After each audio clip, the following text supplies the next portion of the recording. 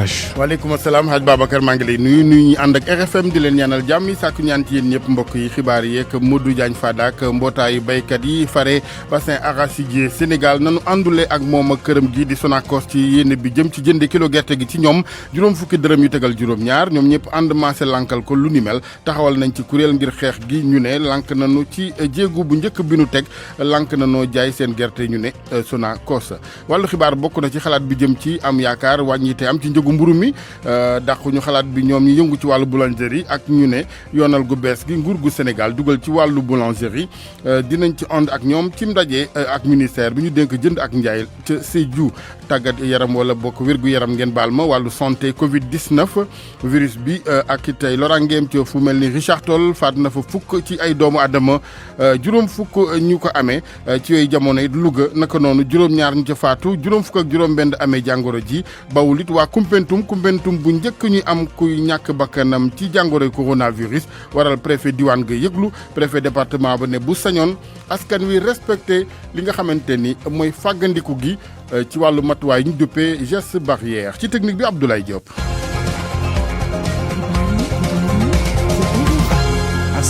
ñu dem ba Koumpentoum ni nu ko waxee ak njaaxle rawatina kilifay diwaan ga ndax bu njëkk bakkan di rot foofee ndax jàngoro coronavirus moo waral préfet département ba yëglu Amady Mbeng bu sañoon askan wa daal di jikkoo li nga xamante ni mooy geste barrière yi raxasumi masque geeg sorianto gi Moussa Oumar Gueye. ci Koumpentoum préfet bi di Amady Mbeng ginnaaw bi ñu gisee am na koo xam ne ku fa faatu fekk nag feebaru mbas mi moo ko faat tax na fi mu ne nii nag mu daal di feddali woote bi nga xam ne daan na ko def ngir nag askan wi gën a xippi seen ay gët wattandiku lépp lu jëm ci wàllu feebaru mbas mi Amady Mbeng mooy préfet bu Koumpentoum. Koumpentoum résisté nañ pendant 9 mois 15 jours feebar bi amu fi waaye démb ñëpp dégg nañ si rajo yi ni Koumpentoum feebar bi dugg na fa ba pare mu nekk cas communautaire. cas communautaire nag foo ko déggee rek xëj na boog am na ñeneen ñu kooku dajal ba jox leen ko te xamaguñ ko loolu nag moo ñu teree nelaw depuis 3 jours ñi ngi si nag identifier nañ contact yépp te ñu ngi def suñu kem kattan ba lu si war a am si prélèvement koo xam ne suspecté nañ la ñu def ko lu tax ma indi wax bi dama bëgg rek nit ñi gën a fagar. kii nag ci tukkib nemmeeku bi nga xam ne mu ngi ko doon amal ci Tambacounda président au parti pour la rupture et du changement caabi bi muy Thierno Bokar Kane daal dina nag yëkkati lim bu takku ci wàllum masque ak ay gel daal di koy jébal comité bi xeex lépp lu jëm ci wàllum mbas mi. d'amener des milliers de masques et des centaines de gel. en tant que citoyen indi ay ndimbal ci école yi ci région bi pour que wane ne ñun war nañ mën a apporter dara ci réew mi. département bu Koumpentoum kii nekk chargé de mission ci ministère bi ñu dénk lépp lu jëm ci wàllum njaboot gi di Yaama Top di feddali woote bi muy amal jëmale ko ci jigéen ñi nañu ruggi seeni jaaj ñoom itam daal di bokk ci xeex bi ngir wattandiku lépp lu jëm ci wàllum mbas mi Moussa Omar Gueye Tambacounda rajo Futur Média. Moussa jërëjëf diwaanu Louga benn fan ci weeru novembre li nga xamante ni moom la ñu kon enregistré benn fan ci weeru novembre ak léegi mooy juróom fukk ak juróom-benn ñu amee jàngoro ji juróom-ñaar ñu ca faatu loolu kon di xayma waa kër docteur moo waral kilifa yi sàkku ci askan wa ak wàccoog li nga xamante ni mooy moytu geeg fagaru gi dañu ciy déglu fa Louga toll ak kii di docteur Cheikh Sadbou Senghor mooy médecin chef diwaan ga ñu teewlu koog Abraham Polpuy. li ñu nemmeeku mooy ci mois de novembre ci ñaari weer yi mois de novembre ak mois de décembre li ñu nemmeeku mooy que ni am nañu 56 nouveaux cas entre novembre et décembre ci novembre bi kat dañoo gis ni que ni juróom-ñetti cas rek la ñu am c'est vrai que boo xoolee juróom-ñetti cas c'est benn cas chaque ñeenti fan ñu ne lii de ñu commencé nag di ci wax di ci organiser ay activités bu ñu jàllee ci mois de décembre kat dañoo gis ni que ni mois de décembre bi jeexagul de waaye am na ñeent fukk ak juróom-ñetti cas ci mois de décembre te li gën a doywaat kat mooy ci semaine bu mujjee bi am nañ fanweer ak ñaar yi nga xam ne ci benn semaine lañ ko am donc ñu ne kat jot na véritablement pour que population bi dellusiwaat ci habitude yi nga xam ne jotu nañ ko perte parce que vaccin ñëwagul li nga xam ne mooy médicaments yi aussi ñi ñu koy jox mooy ñi nga xam ne ñu ngi seetee sonn donc ñooñu lañ koy jagleel donc lenn rek moo ñu mën a protéger ci feebar bi mooy lan mooy ñu dellusiwaat ci lii nga xam ne kat moom moo ñu ci jàppale woon depuis bi mbas mi commencé ba léegi donc am na ñu ci ñàkk seen bakkan am na ci ñi nga xam ne kat ay urgence leen hospitalisé woon bi ñu demee toppatoo leen parce que bi ñu ñëwee amuñu benn signe bi nga xam ne mën nañu jàpp ne que ni en tout cas Covid 19 mais bi ñu leen traité ba ñu ñàkk seen bakkan def nañu ay test ci ñoom donc juróom-ñaari nit ñoo jot a ñàkk seen bakkan. ñu jàll wutali Richard Toll foofu fukki nit ñàkk nañ fa seen bakkan juróom fukk amee jàngoro ji muy tolluwaay loo xamante ni gu ëlëm askan wala ak waa mouvement rawatina Nafiyam ñi taxaw ngir rek amal taxawaay gu am solo ci l'école yi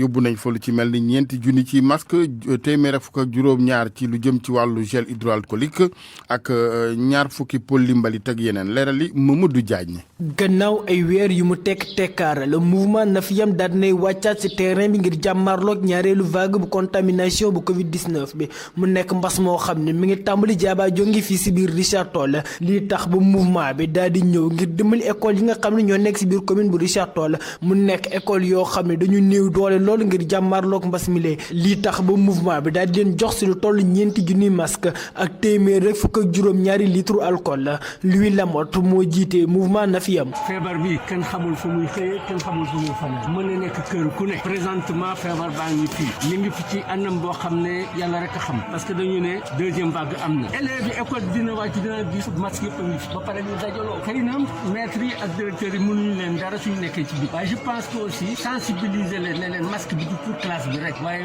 ba ngay egg seen kër masque bi dafa war a des sa kanam. ngir mbas mi lee daal di jóge fii si biir Richard Toll ki jiite mouvement Nafiyam di Louis Lamotte mi ngi sàkku si askan wi ku nekk dugal si loxoom. Nafiyam pare nañu pour dérouler waat beneen plan d'action boo xam ne wax dëgg yàlla duñu bàyyi dara y compris les mosquées y compris les gares routières dinañ bind autorités yi nga xam ne ñoom ñoo ŋànk loolu suñ ci amee ndigal dinañ ko def suñ ci amulee ndigal nag war a xam lu tax amuñu si ndigal donc fula ak fayda parce que duñu ci bañ dara ba musiba du fi am. mouvement bi lay daal dinay profité si cérémonie bi ngir daal di gën a dooleel école primaire yi féete fii si biir commune bu Richard Toll ak lu toll si junni kaye ak ñaar fukki poubelle Mamadou Diagne fii si Richard Toll ngir rajo Futur Média. jërëjëf Mamadou ñu waxtaanee wàllu mburu meeg njëg li ak xalaatu am bis ñu wàññi ko fii ci mim réew ñi nga xamante ñooy boulanger yi ca Sédhiou dàquñu lu ni mel ñoom ci ndaje seen biir ngir xayma loi bu bees bi tukkee ci décret ñeel li nga xamante ni mooy kon wàllu secteur boulangerie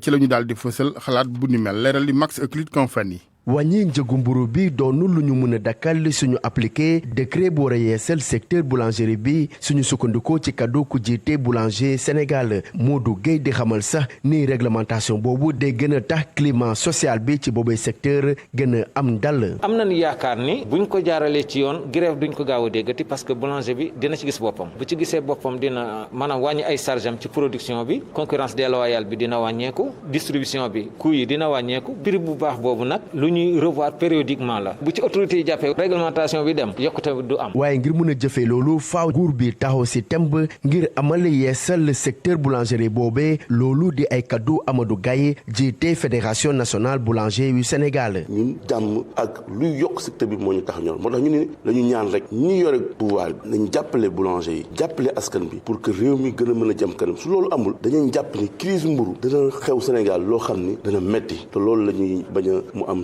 commissaire enquête économique nga xam ne moo teewal ministère commerce ak PME gannaaw bu muy dalal xel acteurs yu yëngu ci boulangerie nga xamal na ni réglementation boobee dafay aar kii di consommateur bi Serigne Diaw. boulangerie dafa war a évoluer jóge ci fa mu nekkoon démb dem feneen def yeneen jéego te pour mu def jéego yooyu il faut ñu assainir ko. parce que heure bii fi ñu toll nii nit ñi war nañ di lekk mburu mu set te sell. boobay décret 2019-22-77 jëm ci yeesalaat secteur boulangerie bi tax na ba ñu amal séance information ak sensibilisation acteurs locaux yi nga xamante ne dañuy yëngu ci boobay secteur Max Euclide Compagnie ci Sédhiou. ngir RFM. lu jëm ci defaram mburu gi Max gouverneur bu diwaan nga adjoint au gouverneur bu Sédhiou daal dina fàttali ñoom boulanger yi li leen war ci ak sellal ñeel defaru mburu mi di tapalapa rawatina jamonoy coronavirus gi mu ne gouverneur Modou Gueye ñu teewlu ko Max Euclide Compagnie. décret bi nga xam jël nañ ko ñu ko war a mën a mettre en œuvre ba du jafe situation boobu leen profité convoquer les acteurs les professionnels de la boulangerie mais également l'administration les chefs de service mais surtout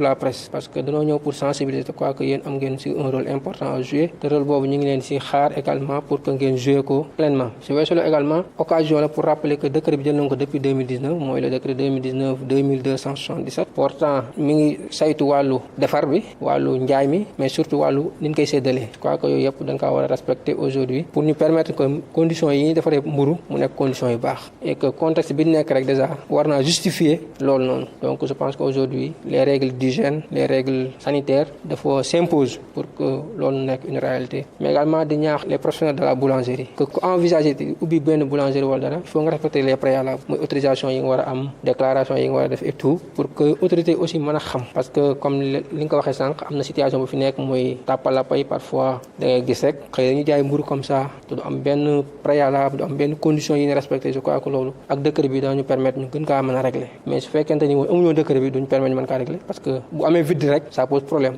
mais dès l'instant que c'est réglementé ça va nous permettre ensemble de se mobiliser pour que loolu noonu jógee fi. mu nekkoon Modou Gueye adjoint gouverneur bu Sédhiou ginnaaw mburu mi gerte gi ak ñi ci yëngu ci wàllu njaay mi ñoom nag di kuréel ak ñi nga xamante ni ñooy baykat yi diwaanu Saloum lankal nañu directeur général Sonacos Modou Diagne Fada njëkk li nga xamante ni moom la noppee jëndee kilo gerte bi maanaam juróom fukki dërëm ak juróom-ñaar lank nañu ca Kër Madiabel lañ ko xamle du ñu jaayee lu yées juróom-benn fukki dërëm ñu ne Ibrahima Diamé. ndaje ba ci Kër Madiabel amal nañ ko loolu nag ginnaaw déclaration kii di directeur général bu Sonacos di Modou Diagne Fada di xamle ne kon d'accord nañ prix 285 francs CFA bu nga xamante ne bés ni ki tey moom la ñuy jëndee kilo gerte loolu nag plateforme bu bees bi nga xamante ni moo ëmb béykatu Sénégal dàq nañ ko rejeté ko ñuy xamle ne nag du Modou Diagne Fada moom mooy fixer loi du marché du moom itam moom mooy wax lan la gerte di jar Tamsir Ndiaye Ndingiraay moom mooy yore kàddu ko mbootaay bi le ñun Modou Diagne Fada mii saariti PDS yooyu wax Macky Sall la dajale ñun duñ ñu liggéeyloo de moom mën na la liggéey ak ñoom waaye ñun duñ ñu liggéeyloo ñun gerte kenn du ñu wax lu mooy jar ñun dañ bëgg Modou Diagne Fada boo waxee kilo 1000 francs ñun duñ jaay 1000 francs ba ñun kenn du ñu wax ñiy jaay yamba ñooy wax seen prix yi ñun kenn du ñu wax lu ñoo jaayee gerte 300 xam na baykat yu ko bëggut te duñ ko jaay dañ jaay 300 nangam nañ bay yii ñu dee wax nii dañ déglu sax waxi ngelaw yooyu muy wax ñun dégluwuñ ko ñun duñ jaay 300 yi baykat yu bëri nanguwuñ ko jaay sàkka yooyu muy wax noonu maire bay futu plateforme bi le kon di woo baykat yi ñu garder seeni gerte te xamal nguur gi ne warul toog mukk di méngale Sonacos ak baykat yi bu ñu waxee naan Sonacos juróom benn junne nit moo fay liggéey ñun baykat yi romb nañ 8 millions Sonacos emploi ya fa ne boo dajalee Kër Madiabel ak Njaago wàkk nguuna képp moo leen hëpp waxuma la nga dem Dingaraay jëm ba ngaa demee bég Sangeel fu ne lu mot kon juróom-ñetti association lu mu néew daal nañ daje fii ci Kër Madiabel ci benn centre bu ñuy xollee gerte fekk fii ay liggéeykat yu nga xamante ni ànd nañ ak ñoom ñu tàmbali nag benn tournée ci biir monde rural bi ngir ñu ñaawlu campagne bi niñ koy doxalee Ibrahima Diamé Kër Madiabel rajo Futurs Médias. Ibrahima jërëjëf ñu wéyal dem gi ci diwaani Sénégal gannaaw Sédhiou ak Kaolack ñu wutali ca Ndar GIE jàppale ndaw ñi ka ko fa taxawal maire diwaan ga la Mansour Faye jur na fa werante ci ñi gis ne politique de lal am ñu ne déet ñi nga xamante ñooy responsable structure ba dañoo gis ne dara lalu ko lu may taxawaayu citoyen bu wér lu baax ci ndawi Ndar ñu dem fa ak Mouhamad Nabi Silla gannaaw ba ka maire bu dëkk bi xamle Mansour Faye GIE jàppale ndaw yi bëgg indi tontu ci yenn jafe-jafe yoo xam ni ndaw yi ñoo ngi koy dund ci biir réew mi Babacar Gaye di président bi ñaawlu yenn kàddu yu ñenn ñi yëkkati ci lu ni mel. du affaire u maire yi du affaire u parti politique démb ak tey am na ñaari nit yoo xam ni xëy na ñu ngi wax gauche droite naan mbir mi mbirum APR la wala mbirum parti politique la ñooñu yàq moo leen tax a jóg wax lu ñaaw moo leen tax jóg ñàkk ànd si initiative yu rafet moo leen tax a jóg xale yi ñu ngi jël seeni koppar mu néew mu bare pour bokk ci mbir mi. moom sax mu xamle ni initiative bi bokkul fenn ay doomi Ndar ñoo ko taxawal bëgg ko suqat ba mu jëriñ ndaw yi. mbëkk mi am na xayu bi itam état mënul matale lépp léegi nag am ay doomu Ndar yu góor yu jigéen jàppale itam état bi mais itam jox ndaw yi loo xamante ni dinañ ci mën teg seen loxo suturlu si ñoom ak seen i njaboot xaleelu département Ndar nañu defar ay projet yu baax yu wóor yu innovant ñëw ñu xool nan lañ koy saytu ñu dugg ci. tey jii financement yi war a door ci téeméeri million te itam sax bëgg nañ ko ful ba mbir mi dem ba nekk crédit Saint-Louisien RFM ci Ndar Géej Mohamed Nabi Silla ñu leeral Mohamed ginnaaw bu ñu la gërëmee ni kon tontu structure bi ci boppam nga doon indi du ñaari wàll yu taxaw jano waaye ñoom waa GIE jàppale ndaw ñi ak loolee ñu gis ne mbaax ñeel boobu GIE ñu del si ba diwaanu Njàmbur ak wu tiis wu dal ci presse bu Sénégal rawatina groupe Futurs Médias ak nelawuk suñu naatangoo Ibrahima Khalil Sène nekkoon fii ci rajo bi ndawal rajo bi ca Louga naka noonu it ci ginnaaw si doon fa liggéeyal IGFM ci anam yu professionnel naam yu ànd ak yéwén moo war lit ca Njàmbur seede yëpp di benn ci mbaaxu nit ki dëddu ñu dem fa teewlu yenn ci seede ci micro Abraham Paul Pouy Khalil nit ku baax la woon. Khalil ñëw na Louga yàgg na fi mu nekk ci presse mu nekk correspondant fi ba ñu jógee dem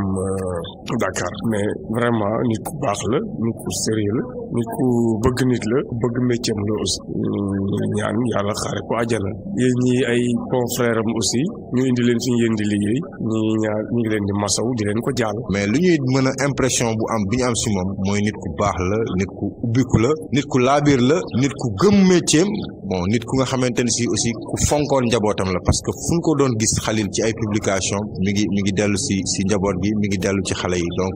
am impression yooyu daal lañ am di ak vraiment bett nañu trop nit ku ñu jagale woon daal vraiment moo yooyu daal lañu am ñu ngi profité di ko jaale groupe Futurs Médias di ko jaale également ay mbokkam yëpp di ñaan yàlla également suuf woyof ci kaw si kawam.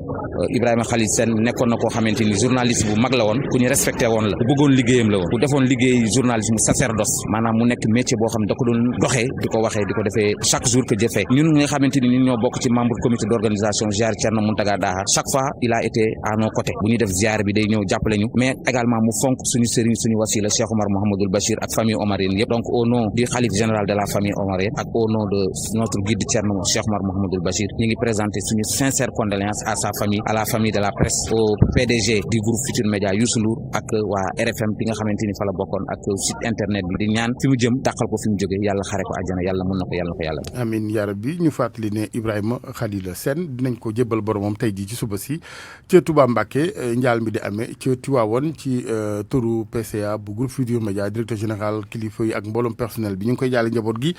di ko ñaanal suñu borom xare ko aljana. RFM juróom-ñetti waxtu dégal fukki minute ak juróom-ñaar. RFM Sport.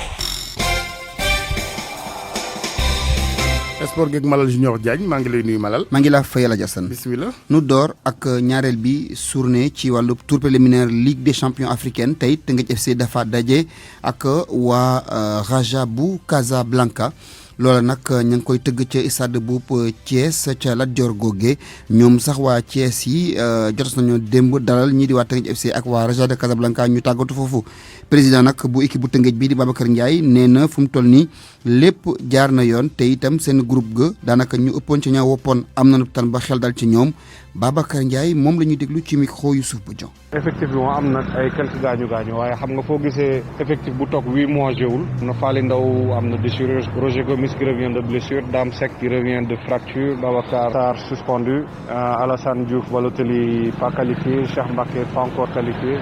défenseur central Baba Zidane aussi ay quelques soucis donc on a à peu près 7 à 8 joueurs mais bon loolu le recrutement a été fait dans ce sens donc les postes sont doublés et ceux qui sont là qui ont une licence doivent pouvoir compenser ces absences ou même postuler à ces places là donc xaar mi moom Raja de Casa je crois que kenn du wax ay jaar-jaaram waaye tamit équipe bu ñu sanc bu am juróom-ñeenti at bu egsi fi tam jóge presque 4e division mooy que liggéey na donc ci benn match football moom lépp xaj na ci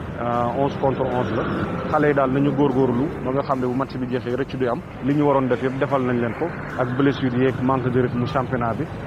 bokkul daanaka doole bi Teungueth amoon àggagu fa daaw ñu ñaan yàlla ci championnat bi dina fekk ñu démarrer mais comme équipe sénégalaise yi di reprendre yëpp blessure yi dina bëri ndaxte ku toog 9 mois balaa machine bi tàkkat day métti.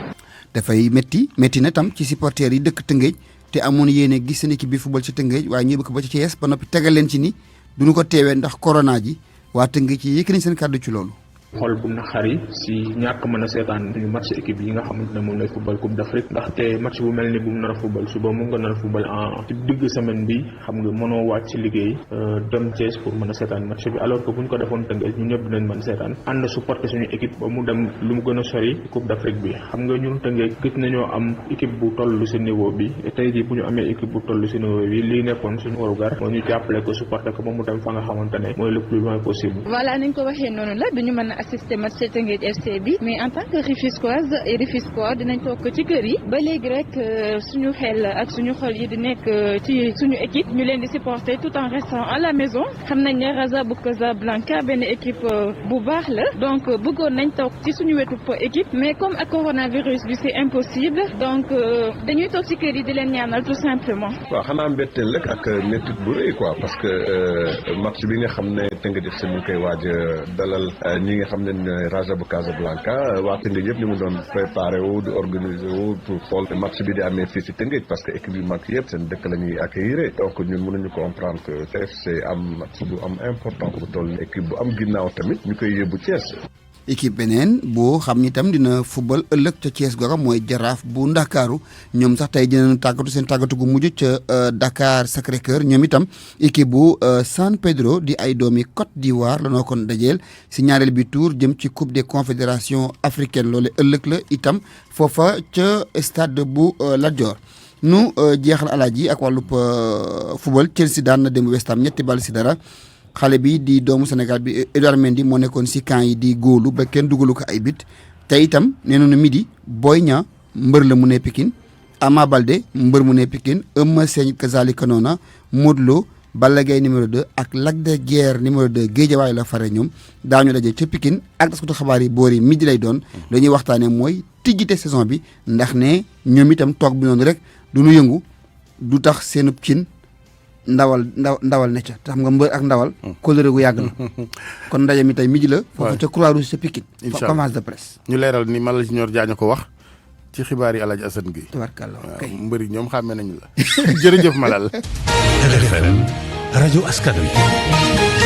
ñu dalal Hadj Ndate Diop ba chronique culture bi dal leen ak jàmm jamono ji nga xam ni yenn ci ay artistes musiciens ñoo ngi wéy di jaamaarloog ñii di kilifa yi gannaaw décision di maanaam dogal yu yees yi nga xam ni moom la ñu jël ngir dakkal bépp spectacle te ñu tëj li nga xam ni moom moo di salle de spectacle yi Aidyman nit ku ñuul moom ab artiste rappeur la moom mi ngi jóg fas yéenee jaamaarloo ak virus bi ak li ñu duppee deuxième vague moom ndaw rappeur bi fekk baax ca Louga génnee na ab single bu yees lam ca bëgg moom moo di sensibiliser di maanaam gën a ñaax askan wi ngir ñu moytandiku lii di Covid-19 Abraham Paul Pouy ndaw la ñu toggal ca Louga daje na ak moom. Abdou Diop nekk ci kayitu juddam turu rappeuram Aidyman nit ku ñuul moom nag ab rappeur lugatois la moom musique am yépp musique bu engagé la mu génnee ab single di sensibiliser ci mbas mi.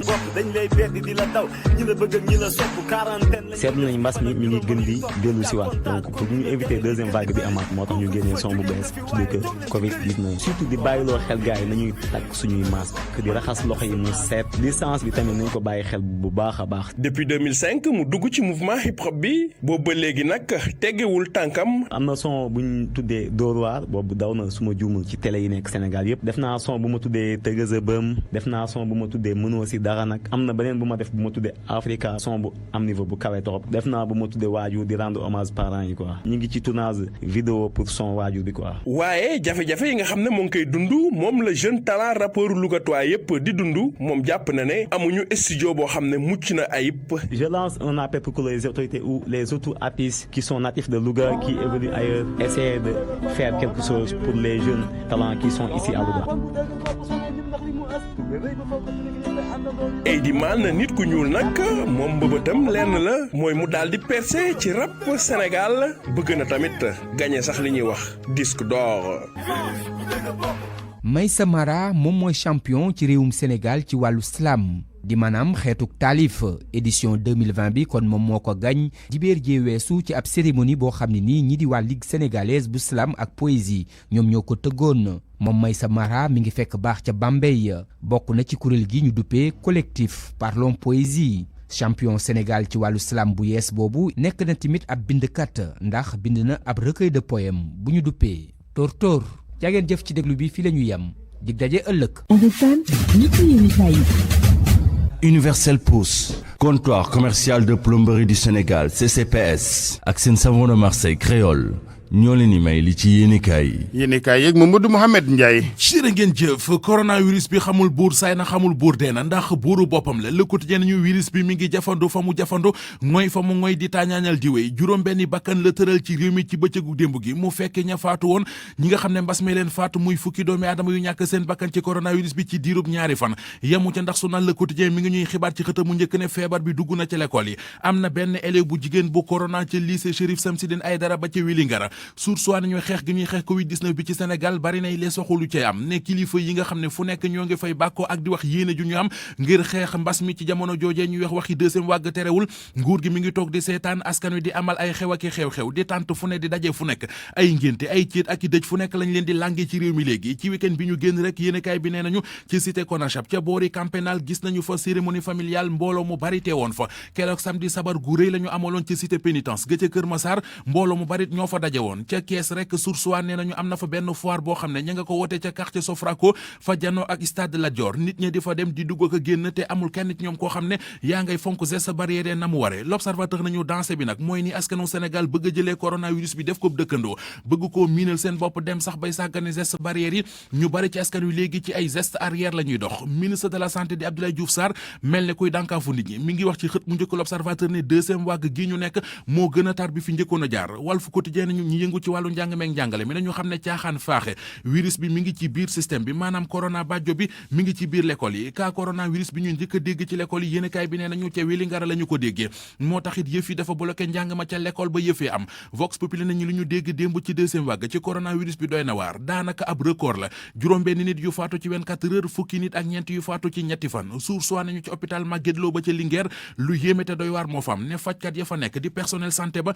amuñu masque docteur Raoul sans masque Didier Raoul moo nekk ci xët mu njëkk Soleil national professeur Didier Raoul nee na réewum Sénégal mën naa fier ci boppam mu neetu feebar bi juróogu fi lu jar di jaxasoo nee na moom professeur Didier Raoul bu doonoon conseiller bu ministre de la santé du ko jariñ lu raw li ko professeur Souleymane Mboup ak docteur Cheikh Nadi jariñ wax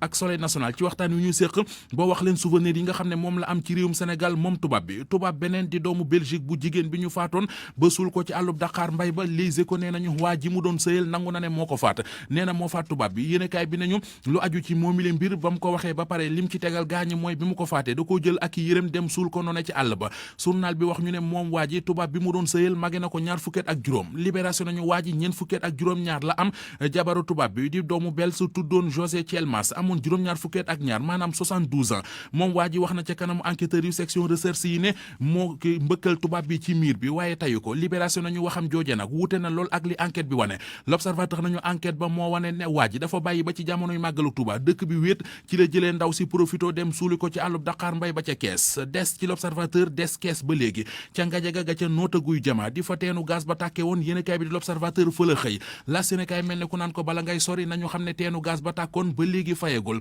xel ya dalagul fit ya toogagul donte ministre environnement di Abdou Karim Sall demoon na fa doon dalal seenum xel journal Le Quotidien dëggal xibaar bi ci xëtam mu njëkk ci xët mu njëkk journal La Tribune xibaar bu yéeme ñetti xale yu góor yi ñu enlevé woon ca Casamance ñu leen doon wëre fu nekk di leen wëre nu nekk yéenekaay bi nee nañu ñett lañu l'armée bu Sénégal gis na ñaar ña waaye ba ñu leen di gis dañoo fekk ñu faatu ñoom ñaari jeunes yooyee ñu boom La Tribune nee nañu yëf ya moo yëngal Casamance jamono jile. Universel Pousse, comptoir commercial de plomberie du Sénégal CCPS ak seen savon de Marseille créole ñoo leen doon may li ci yéenekaay yi. jërëjëf Mamadou Mouhamed ñu ngi leen di gërëm yéen it mbokk yi àndoon ak ñun ci xibaar yeeg RFM Modou Diagne Fada directeur général bu Sonacos béykat yi Saalum yi daanaka neexoo taal wala jaaroo taal amatul seen digg ak moom këram gii di Sonacos dafa noppee jëndee gerte gi kilo bu ca ne juróom fukki dërëm ak juróom-ñaar béykat yi ni ko déet du ñu jaayee lu yées juróom-benn fukk loolee la ñu xamle démb ci ndaje ca Kër Madiabel wàññi teg njëgu mburu mi xalaat la bu boulanger yi ca Sédhiou wala boulanger Sénégal yenn yi dàqul ak ñu ne yoonal gu bees gi ci wàllu boulangerie muy nouvelle réglementation ci am ndaje lañ doon xamle lu ne mel ca Sédhiou ngeen baal ma seen xalaat boobee doon gën a xamee que loi bu bees bi wàllu wér-gu-yaram Covid-19 ak virus bi nga xamante ni laal na bu baax waa Richard Toll fukki doomu aadama yu mu fa faat